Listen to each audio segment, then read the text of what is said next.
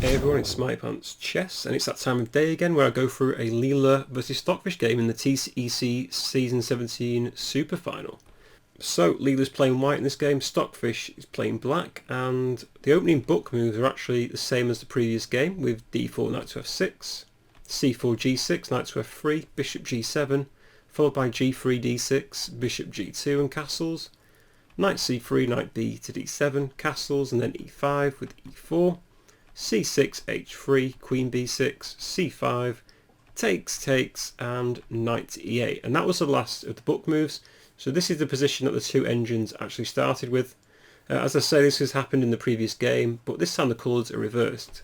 In the previous game, Stockfish actually played knight to a4, queen a5 was played, followed by queen c2 and knight c7. We got this position.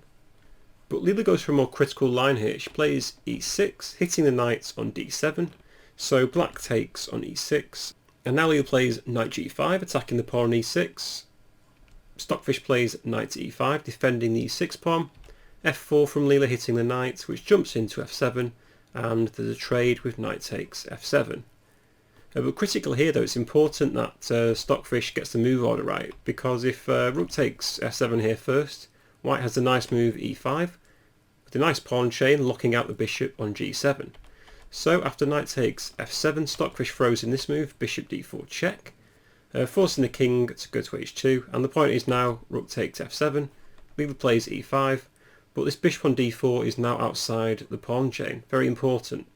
Rook d7 was played by Stockfish, preparing bishop g1 with a discovered attack against the queen, so Leela moves it away, and now knight c7, preparing to go into d5, and Leela just plays knight to e4, threatening knight f6 check. So knight d5 does indeed stop this, and now Stockfish is also threatening to take on b2. But maybe not straight away, because rook b1 has some pinning chances. But anyway, to avoid all this, Leela just plays rook b1 anyway, defends the b2 pawn. King h8 to avoid this nasty knight to f6. And bishop d2 from Leela, just developing another piece. Again, if bishop takes b2 here, white just wins the piece with bishop c1, because now the bishop's attacked twice and still pinned. So after bishop d2 in the game, queen a6 is played, attacking a2, forcing white to push it up, and Stockfish now played queen a4, so trying to infiltrate on white's queen side. However, the best thing to do when someone's attacking you on the other side of the board is to attack their king, which is what Leela does, plays h4, prepares bishop h3 to hit this weak e6 pawn, and also prepares to play moves like h5, really undermining black's king position. Stockfish played b6, preparing to develop their bishop on c8, and Leela just plays bishop to c3, offering a trade of bishops, which Stockfish kindly accepts, so takes was played, pawn takes. Now the point of this move is that if queen takes a3, the tactics are in Leela's favour. She can play rook a1, hitting the queen, and if queen b2, plays c4, hitting the knight, which is forced to move, and then just play rook a to d1. After takes, black's king position is really under threat now. Rook d8 is threatened. Let's say bishop b7 in this position, then queen g4 attacking e6. If rook e8 to defend, Leela could play queen g5 in this variation, and really infiltrating black's position. And this is actually really nicely winning for white. So once the rook's on d1, it's very hard for black to deal with this. I looked at bishop a6 here as well. Even after this move, rook d7, rook f8 and h5, and Leela just throws the kitchen sink at black's king, and basically they've only got one rook to defend against, let's see, 1, 2, 3, 4 pieces. It's not a very nice position for black at all. So that explains why Stockfish didn't take this pawn.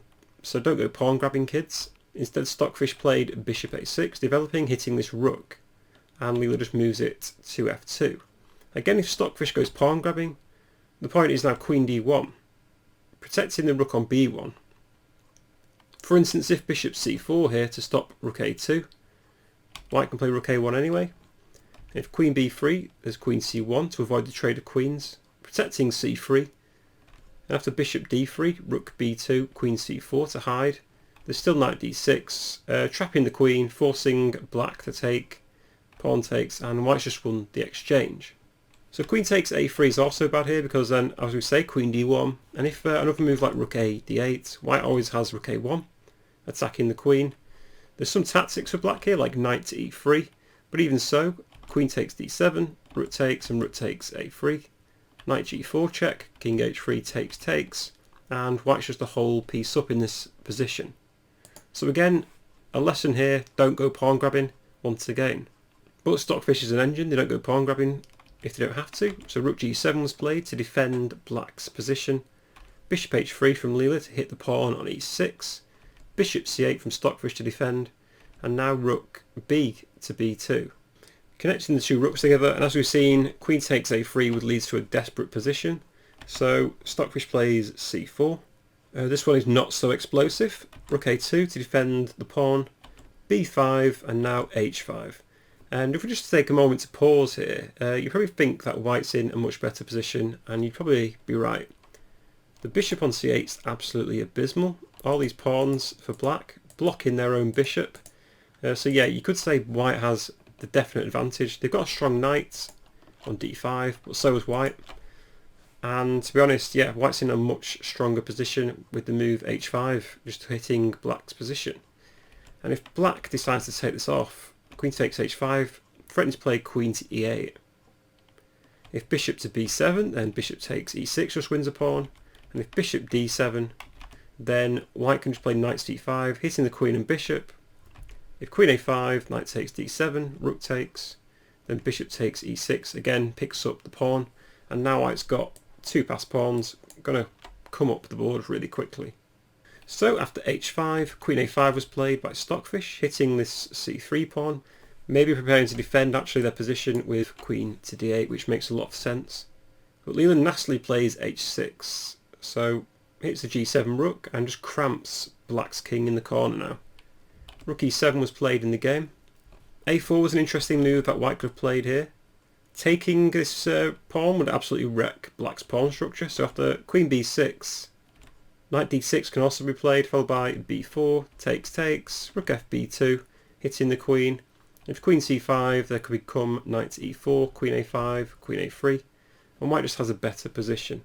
So a4 as a candidate move was an option here, but Leela decided to play queen g4 instead.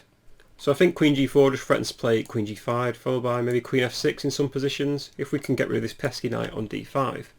Stockfish defends then with queen to d8, queen g5 is played as predicted, and Stockfish launches the a pawn. They've got to do something to get some counterplay, so that makes a lot of sense. But now knight d6 is thrown in.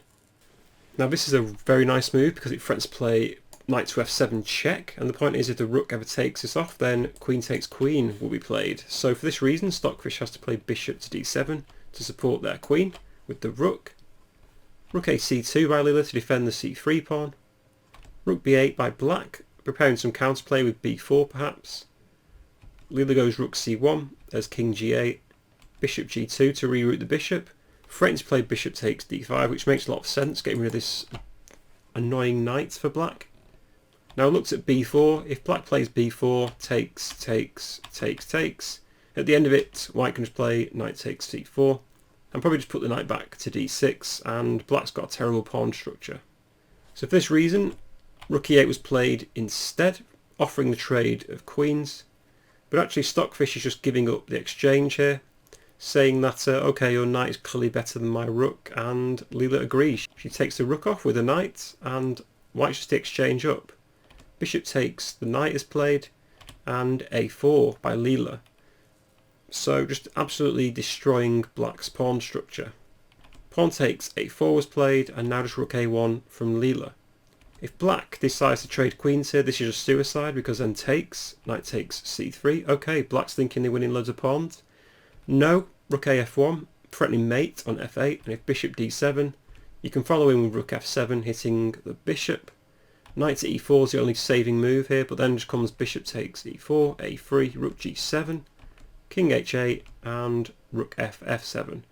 You can throw in a check, but then the king moves, rook b8, and after a few more moves, it's checkmate and game over. So weirdly, queen takes queen here just absolutely loses because it opens up the f-file.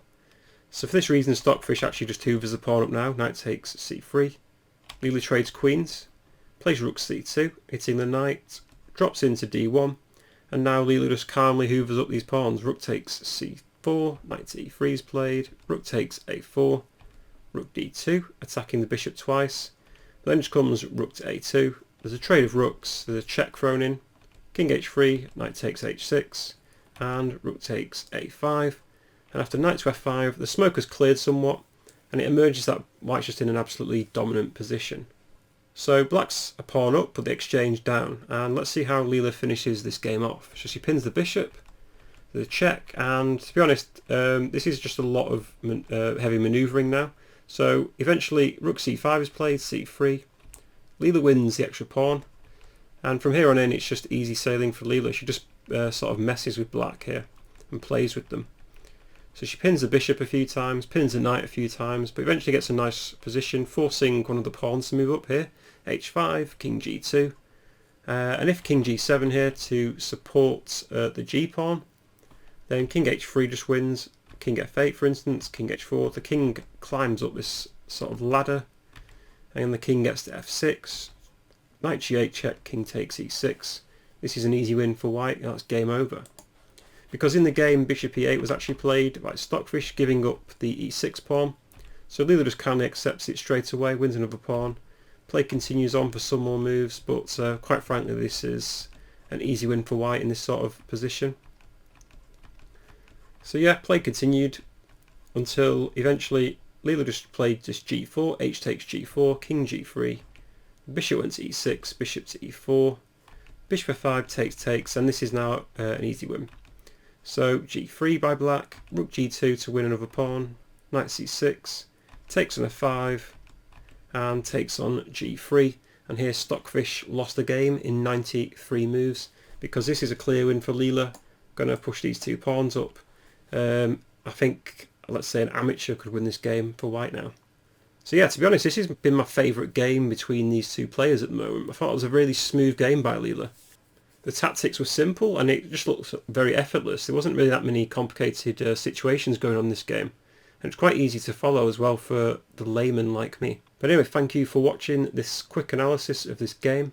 And if you did enjoy it, please drop a like, comment or subscribe to the channel. And hopefully I'll see you tomorrow with another game between these two engines. I'm hoping to cover all the decisive games. So that's why I'm still on these analysis games. But anyway, I hope you're all staying safe and I'll see you soon.